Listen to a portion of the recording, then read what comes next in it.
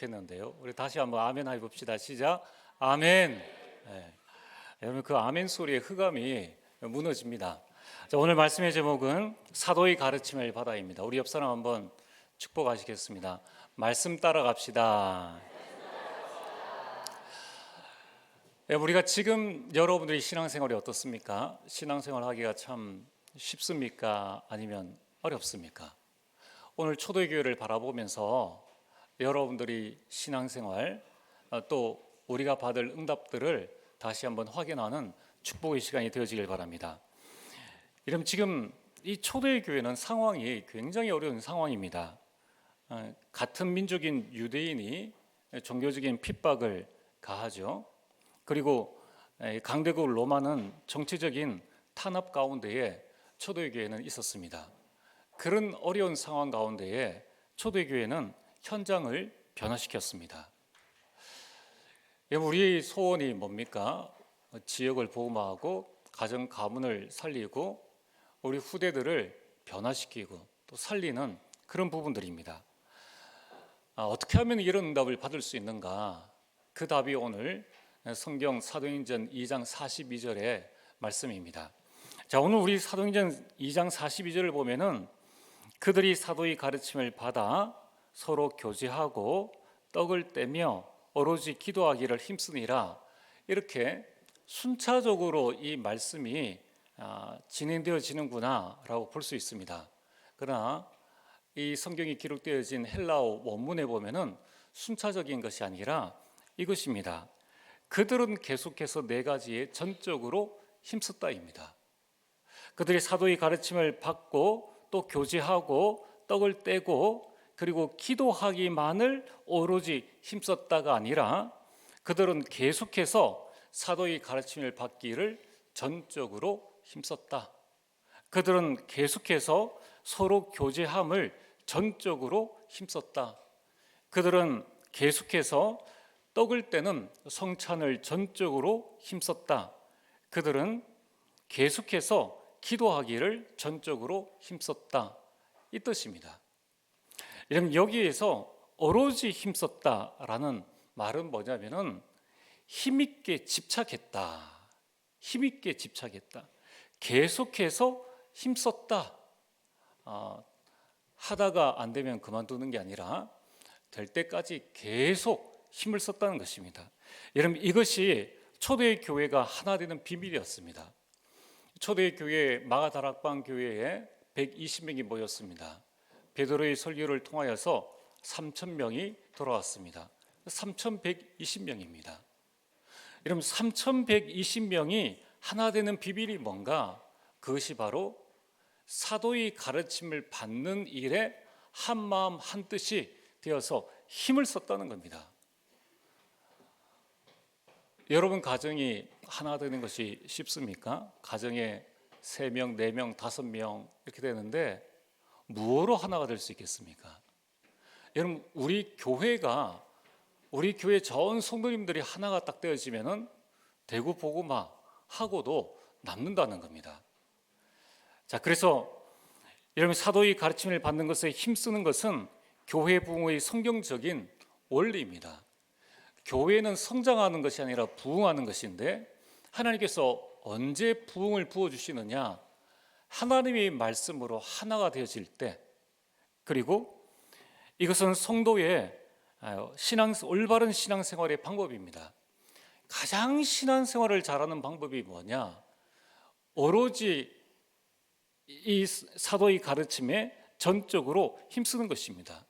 그것이 여러분의 가정과 가문을 변화시키는 방법이요, 여러분의 직장과 지역을 변화시키는 방법이고, 그리고 복음운동을 끝까지 지속하는 방법이 계속해서 사도의 가르침을 받는 것에 힘을 쓰는 것입니다. 오늘 여러분들이 이 말씀을 붙잡고 여러분 가정 가문 살리는 주역이 되어지기를 주의 이름으로 축복합니다. 자, 본론입니다. 초대교회는 계속해서 사도의 가르침을 받는 것에 전적으로 힘쓰는데 도대체 그 이유가 무엇인가? 우리가 이유를 알면은 그 일을 할 수가 있는 것이죠. 첫 번째는 사도는 누구입니까? 사도는 예수님의 12 제자를 말씀하는 겁니다. 마태복음 10장 2절에서 4절에 예수님의 12제자들의 이름이 나옵니다. 여러분들 이 12제자가 어떤 사람이었는가 살펴보면요, 예수님의 12제자 중 수제자인 베드로는 직업이 어부였습니다. 그리고 그의 형제 안드레와 야고보, 또 다른 사람 요한과 빌립, 이 12제자 중에 5명은 직업이 어부입니다. 그리고 그 나머지 사람 야고보와 유다 다데오, 가룟 유다, 그리고 바돌로메, 이 사람들은 그 직업이 확실하지가 않습니다. 대략 건축가다, 성서 연구자다 또는 이런 이야기가 있는데 확실하지가 않습니다. 이 말은 별 볼 일 없는 사람이라는 겁니다. 게다가 가룟 유다는 뭡니까? 예수님을 팔았습니다. 그러니까 형편없죠. 그리고 마태라는 사람의 직업은 세리입니다. 세금 징수원입니다.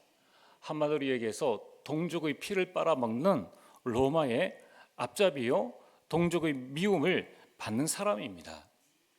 그리고 시몬은 열심당원, 열심히 데모하고 일을 저지르는 그런 사람이었습니다. 여러분, 이 당시에 12제자보다 더 훌륭하고 인격적이고 똑똑한 사람들이 많았습니다. 그들이 바리새인입니다. 그들이 제사장들입니다. 그러나 예수님은 그들을 부르지 아니하시고 12제자를 부르신 것입니다. 마태복음 4장 19절에 나를 따라오너라. 세상적으로 볼 땐 별 볼 일 없는 사람들입니다. 하지만 하나님이 가장 원하시는 복음 전파를 위해서 하나님께서 12제자를 부르신 것입니다. 세상이 알아주지도 않는 이들과 그들을 불러서 마가복음 3장 13절에 15절에 그들과 함께 하신 겁니다. 그리고 현장으로 보내서 전도도 하며 귀신을 내쫓는 권능도 주셨습니다. 여러분, 여기에서 우리가 반드시 붙잡아야 될 교훈이 뭡니까? 사도들을 세우신 하나님에 대한 절대 주권에 초대교회는 순종했다는 것입니다. 디모데후서 1장 11절에 내가 이 복음을 위하여 선포자와 사도와 교사로 세우심을 입었노라. 그럼 지금 이 초대교회 3,120명 가운데에 12제자보다 뛰어난 사람들은 많이 있습니다. 그런데 이 초대교회 성도들은 저 사람의 인격이나 저 사람의 이 실력이나 그걸 본 것이 아니라 모자라지만은 그래도 하나님께서 세우신 자다라는 하나님의 절대 주권에 대한 순종을 했다는 것입니다. 이것이 교회가 하나 되어지는 비밀이요, 초대교회가 부흥되어진 비밀이었던 것입니다. 초대교회 성도들은 사람에 대한 순종이 아니라 하나님에 대한 순종인 거예요. 내 마음에 맞지 않고 나의 기준에 맞지 않다 할지라도 하나님께서 세우셨기 때문에 하나님에 대한 순종을 한 것입니다. 요한계시록 1장 20절에 보면은 소아시아의 7교회와 7사자에 대한 말씀을 하고 있습니다. 1장 20절에 7별은 7교회의 사자요, 목회자죠. 7촛대는 7교회니라. 2장 1절에 이 오른손에 7별을 붙잡고 7금촛대 사이를 거니시는 이가, 하나님께서 교회와 목회자를 붙잡고 계신다는 것입니다. 여러분, 초대교회는 여기에 전적으로 순종한 것을 보게 됩니다. 여러분, 우리 교회가 이 목사는 또한 중직자들을, 또 성도들을, 또 성도는 목회자를 세우신 그 하나님의 절대 주권에 대한 순종을 한다면은 우리는 초대교회와 같은 하나님의 응답을 누릴 수가 있는 것입니다. 그래서 우리는 목회자가 하나님의 손에 붙잡혀서 말씀과 복음을 전하도록 우리는 기도를 해야 합니다. 이번 두 번째로 사도들이 가르친 내용이 무엇입니까? 사도들은 같은 메시지를 전했습니다. 자, 오늘 우리가 읽은 이 말씀, 그들이 사도의 가르침을 받아라고 할 때에 아까 일대지에서 말씀드린 것처럼 이 사도는 12제자를 말씀합니다. 그러면은 사도의라는 단수를 쓰는 것이 아니라 사도들의라고 써야지 맞는 겁니다. 그러나 이제 대표의 성격을 띠고 사도라고 했는데 원문에는 사도들의라고 되어 있는 겁니다. 그런데 이제 이 뒤에는 뭐라고 합니까? 가르침을 받아. 이건 또 단수로 쓰였죠. 사도들의 가르침들을 받아 이렇게 해야 되는데 사도들의 가르침을 받아. 이 말은 뭐냐면은 12사도 모두가 3천 제자를 가르쳤는데 그 내용이 한 가지였다는 것입니다.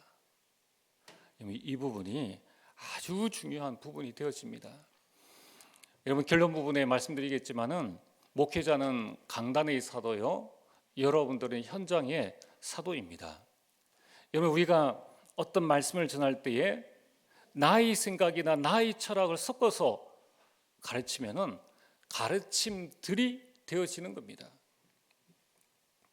여러분 이 12사도들은 다 개성이 다르고 다 다른 사람이지만은 오직 복음만을 가르친 것입니다. 주는 그리스도시요 살아계신 하나님의 아들이십니다.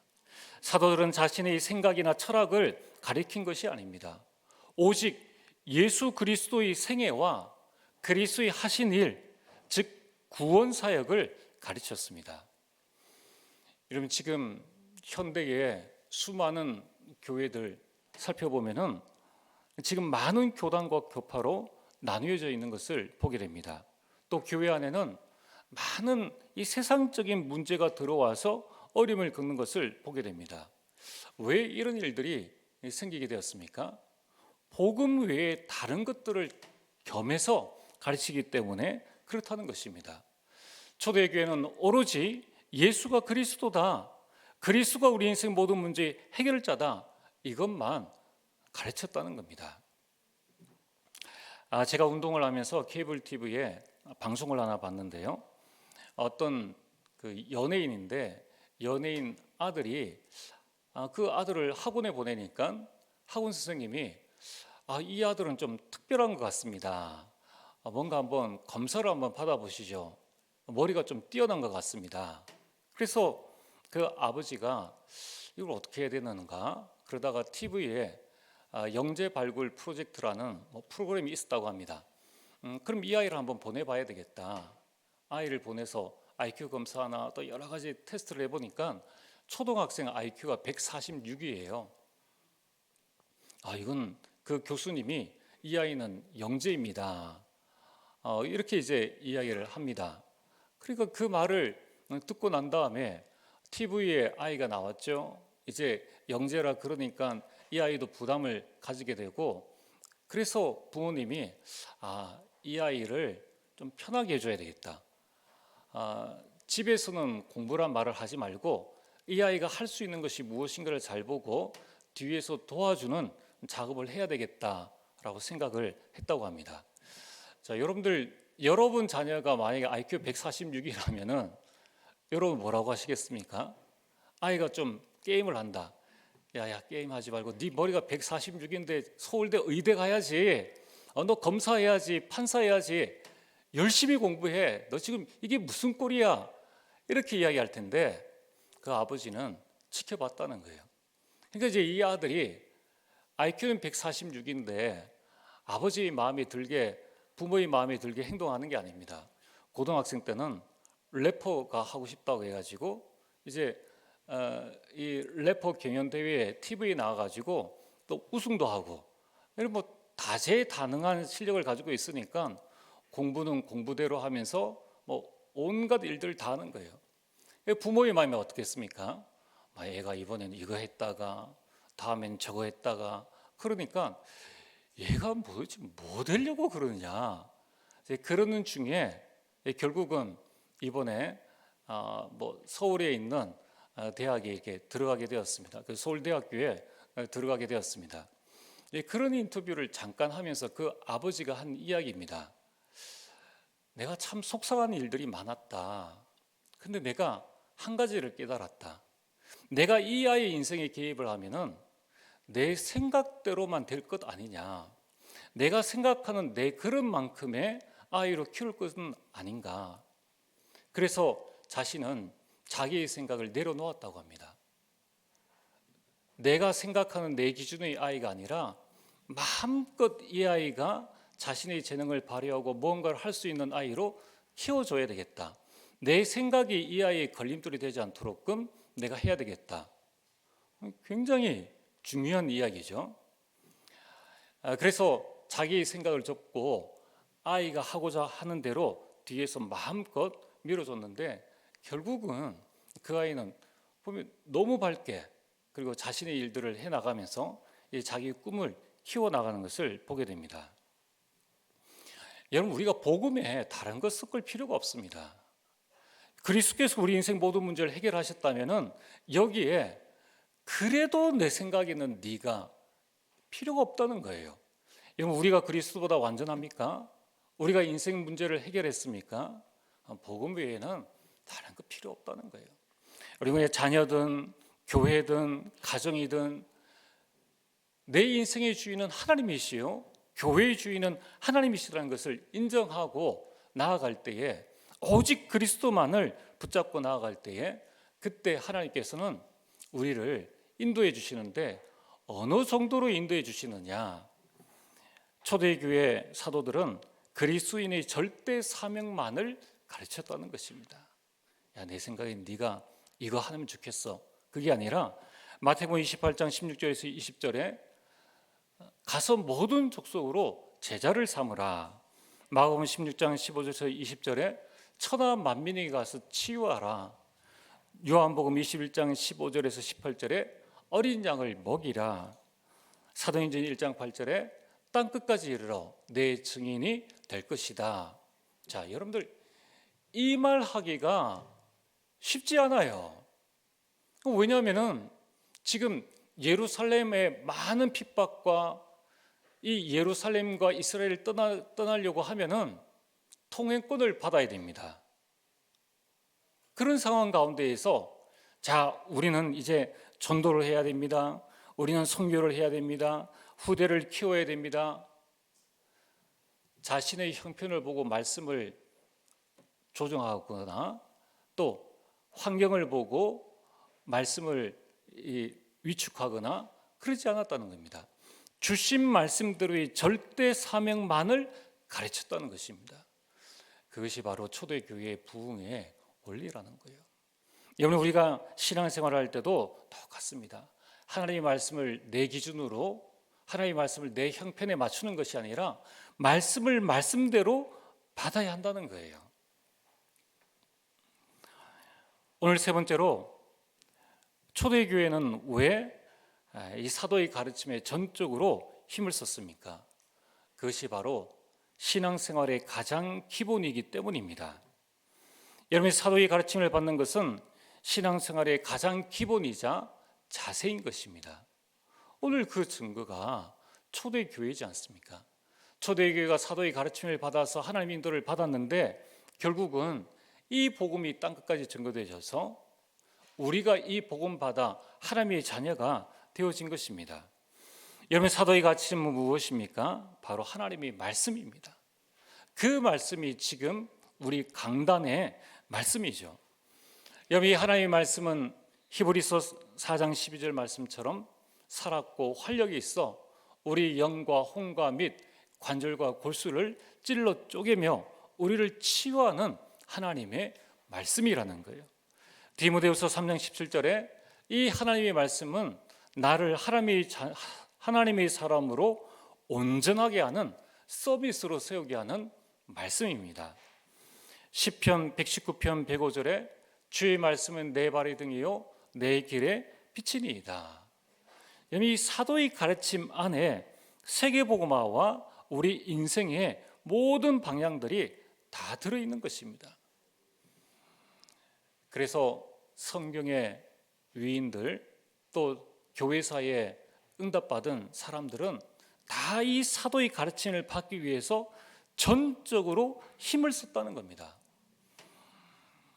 사도행전 17장 11절에 베레아에 있는 사람들은 데살로니가 사람들보다 더 너그러워서 간절한 마음으로 말씀을 받고, 이 하나님의 말씀이 나를 치유하고 우리 자녀를 서밋으로 세우고 나를 하나님의 사람으로 온전케 하며 이 말씀이 내 인생의 내비게이션이 되어지기 때문에 이 말씀을 간절한 마음으로 받는 이 일에 힘썼다는 겁니다. 오늘도 여러분들이 그 축복을 받게 되기를 주의 이름으로 축복합니다. 여러분, 우리가 어떻게 3단체를 이길 수 있겠습니까? 우리가 어떻게 교회 살리는 주역이 될 수 있겠습니까? 하나님이 말씀밖에 없다. 여기에 대한 결론을 내리면은 하나님 저에게 말씀을 주옵소서, 이런 간절한 마음이 되어지는 겁니다. 또한 이 베레아 사람들은 이것이 그러한가요? 과연 말씀이 나를 치유하냐? 말씀이 우리를 서밋으로 세우냐? 말씀이 내 인생의 방향이냐? 그러한가요?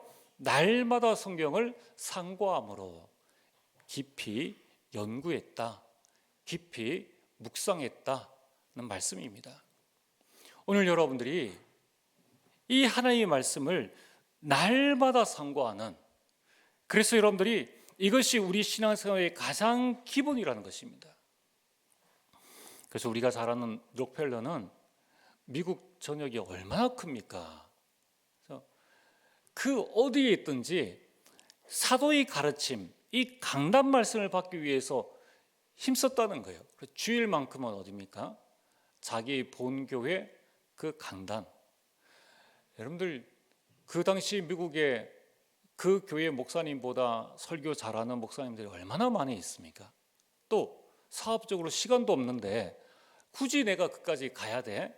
이런 생각을 할 수 있다는 겁니다. 록펠러의 생각은 달랐습니다. 여러분, 응답받는 사람들의 생각은 다릅니다. 록펠러는 그 많은 일들을 생각하면서 이 본교회 예배에 집중한 것입니다. 존 워너메이커는 어떠했습니까? 교회 가는 길에 지름탕이 이렇게 있자 자신이 매일 일하면서 번 돈에 벽돌 한 장을 사서 그 교회에 깔아놓은 것입니다. 그러면서 예배 가운데에 집중을 했죠. 그를 최신부 장관으로 세우려고 하자 그는 내 본업은 주일학교 교사입니다. 그 말이 뭡니까? 나는 여기에서 예배를 드려야 됩니다. 예배 성공의 인생이라는 것입니다. 여러분들, 결국 예배 성공이 인생 성공입니다. 사도의 가르침을 받는 것에 점적으로 힘쓰는 것이 결국 인생의 성공이라는 것입니다. 여러분, 예배는 우리 신앙생활의 영순위입니다. 예배보다 예배와 견줄 수 있는 다른 것은 전혀 없는 것입니다. 하지만 세상은 우리 예배 시간을 보장해 주지 않습니다. 세상은 너무나 빠르게 돌아갑니다. 가정과 우리 직장에 할 일도 많고 또 그래서 정신도 없습니다. 그래서 여러분들이 내 인생과 내 삶의 주도권을 세상에 맡기면은 한 주 동안에 우리는 말씀 한 절 보지도 못하고 기도 한 번 하지도 못하고 우리 시간들이 다 지나가는 것입니다. 여러분들의 삶의 주도권을 예배에 맞추게 되기를 주의 이름으로 축복합니다. 그래서 여러분들이 기도하셔야 돼요. 하나님, 예배에 승리할 수 있도록 축복하여 주옵소서. 그래서 여러분들이 할 수만 있다면은 여러분들 주일 예배에 전적으로 힘을 써야 됩니다. 하나님, 이 강단 말씀의 흐름을 따라갈 수 있도록 나에게 힘을 주옵소서. 그러면서 이 부분이 되어지는 분들은 또 수요 예배, 금요 예배 참석해서 이 말씀의 흐름을 따라가야 합니다. 자, 어떻게 하면은 이 말씀의 흐름을 따라갈 수 있습니까? 그게 바로 오늘 이 예배 시간에 여러분이 붙잡아야 될 게 뭡니까? 그게 바로 나에게 주시는 하나님의 말씀, 그걸 보고 레마라고 합니다. 이 레마를 한 단어로 붙잡든지 한 문장으로 붙잡든지 여러분이 딱 붙잡으시면 돼요. 오늘 말씀의 가장 중요한 모든 내용들은 제목에 있습니다. 사도의, 사도들인데 사도의 가르침을 받아 여기에 전적으로 힘썼다.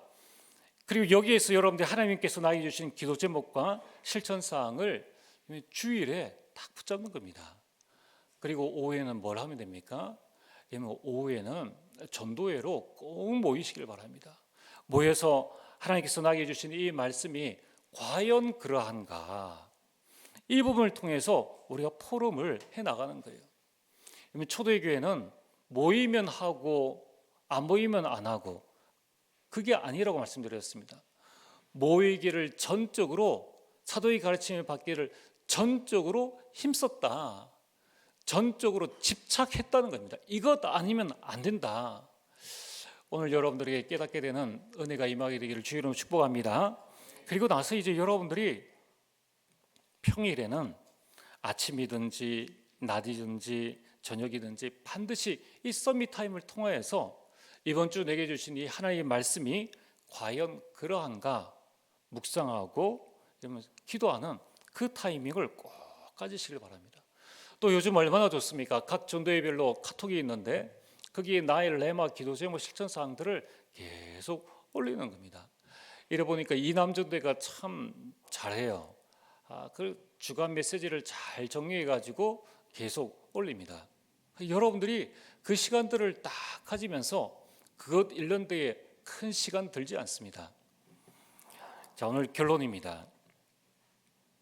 예수님 당시에 12사도를 세우셨듯이 이 시대의 여러분들은 이 시대에 살릴 13번째 사도입니다.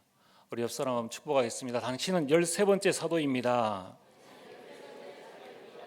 하나님께서는 여러분들을 이 시대를 살리라고 마가복음 3장 13절에 예수님께서 원하셔서 여러분들을 부르신 것입니다. 부르심의 이유는 뭡니까? 베드로전서 2장 9절, 그의 아름다운 덕, 이 복음을 선포하게 하시려고 여러분들을 부르셨다는 것입니다. 그래서 우리는 꼭 기억을 해야 됩니다. 목회자는 강단의 사도요, 여러분들은 현장의 사도라는 거예요. 얼마나 감사한 일입니까? 그래서 목회자와 성도는 서로의 동력자입니다. 또한 우리는 멸두 사도와 같이 복음의 파수꾼, 내가 있는 현장에서 이 복음이 복음되게 하겠다, 우리 가정과 우리 가문에서 복음이 복음되게 하겠다, 복음의 파수꾼으로 서면서 말씀 선포자로 서게 되기를 기도합니다. 지금부터 기도를 하시면 돼요.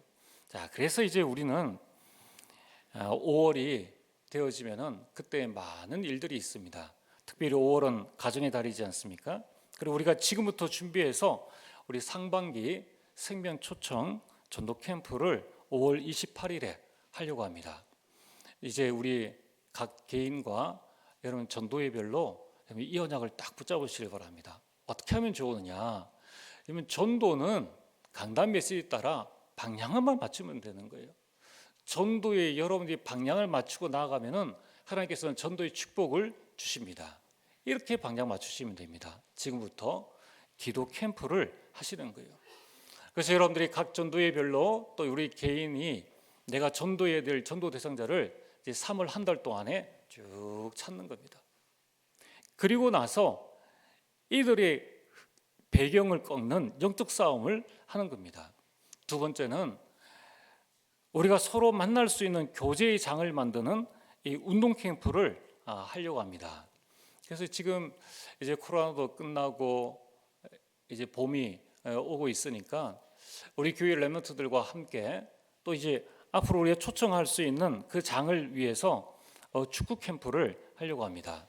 그래서 우리 이남전도회, 삼남전도회 우리 임원들이 잘 상의해서 우리 불신자가 올 수 있는 장을 이제 만들어야 되죠. 제가 공원에 이렇게 나가 보면은 참 우리가 복음 들고 각 그 가게 들어가서 교회에서 왔습니다, 또는 뭐 무슨 말을 꺼내면은 참 복음 전하기가 어렵습니다. 근데 제가 가만히 보니까 공원에서 보니까 이거 하나만 있으면은 인간관계 하기가 너무 쉬워요. 그게 뭐냐면은 강아지입니다. 강아지 한 마리만 딱 가지고 나오면은 애기도 아줌마도 아가씨도 뭐 어른도 전부 다 아유 이 강아지 예쁘다 그러면서 말도 안 하는데 물어봐요. 아, 몇 살입니까? 뭐 이거 다 물어봐요. 그리고 강아지 가진 사람끼리 서로 만나면은 금방 친구입니다. 뭐 어린이부터 시작해서 노인까지 해가지고 말문이 그냥 막 열려지는 거예요. 우리가 이제 좀 지혜롭게 해야 되지 않겠습니까? 우리가 불신자와 소통할 수 있는, 불신자가 올 수 있는 뜰을 만들어야 된다는 거예요. 여러분 이게 꼭 축구만이 아니어도 됩니다. 우리 교회 안에 여러분 우리 등산 캠프도 하시고 여러분들이 다른 할 수 있는 많은 부분들을 통해 가지고 이런 장을 마련하면 좋죠. 특별히 우리가 참 우리 산업인들이 좀 기도하시면서 경제만 되어진다면은 불신 가정의 부모님들 초청해서 나들이 캠프 45인석 하나 딱 대절해 가지고 차 오고 가는 중에 여러분 우리가 소통하고 이 좋은 그 이미지와 또 중요한 순간에 또 복음 전하고 우리 교회에 은퇴하신 우리 분들 가운데에 우리 복음 전할 수 있는 분들이 많이 계시잖아요. 그분들과 같이 서로 친구가 되어지고 그 안에서 하면은 얼마나 좋습니까? 뭐 차 한 대 빌리는데 90만 원, 100만 원밖에 안 된다는 거예요. 헌신하시게 되기를 주님을 축복합니다. 우리 돈 벌 이유가 분명히 있어요. 그래서 우리는 또 나눔 캠프를 하려고 합니다. 5월에 감사의 마음을 전달할 수 있는 어린이날이 있죠. 어버이날이 있죠. 스승의 날이 있죠. 가정의 달이죠. 그러니까 여러분 친지들 찾아뵙기가 참 좋죠. 그래서 그들에게 선물을 준비해서 우리의 마음을 선물을 전달해서 뭐부터 해야 됩니까? 마음 문부터 열어야 되는 거예요. 네 번째는 연결 캠프입니다. 식사에 초청을 해서 내가 복음 전하기가 어렵다면은 식사 자리를 마련해서 그때 여러분이 전도자와 연결시켜 주면 되고 또 차 한잔 하러 와라. 또 여러분 우리가 전 구워두고 한번 주변에 있는 사람들 초청해서 뭐 여러 가지 많은 방법들이 있겠죠. 이런 부분을 통해서 전도자의 만남을 연결해 주는 겁니다. 중요한 게 뭡니까? 캠프를 하자는 거예요. 빛을 비추자는 겁니다. 아이 목사님 지금 뭐 이거 해서 되겠습니까? 내 현장에 이 부분이 안 되어질 수도 있습니다. 그래서 뭘 하라는 겁니까? 이 현장에 어떻게 전도해야 될지 내가 모르겠다라는 깜깜한 그 상태에 영광의 빛을 비추라는 겁니다. 그러면은 어떻게 전도해야 될 것인지 또 하나님께서 무엇을 원하시는지 그걸 알게 된다는 거예요. 여러분이 직장에서 어떻게 캠프해야 할지 내 직장이 저 서문시장이다 또는 학교다 기도하시면 돼요. 기도하시면서 캠프 응답을 누리게 되기를 주님으로 축복합니다. 전능하신 아버지 하나님 참으로 감사를 드립니다. 아버지 하나님 초대의 교회가 오로지 이 사도의 가르침을 받는 일에 전적으로 힘썼던 것처럼 우리 모든 성도님들이 강단 말씀 붙잡고 한 주간 승리할 수 있도록 축복하여 주옵소서. 예수님 이름으로 기도리옵나이다. 아멘.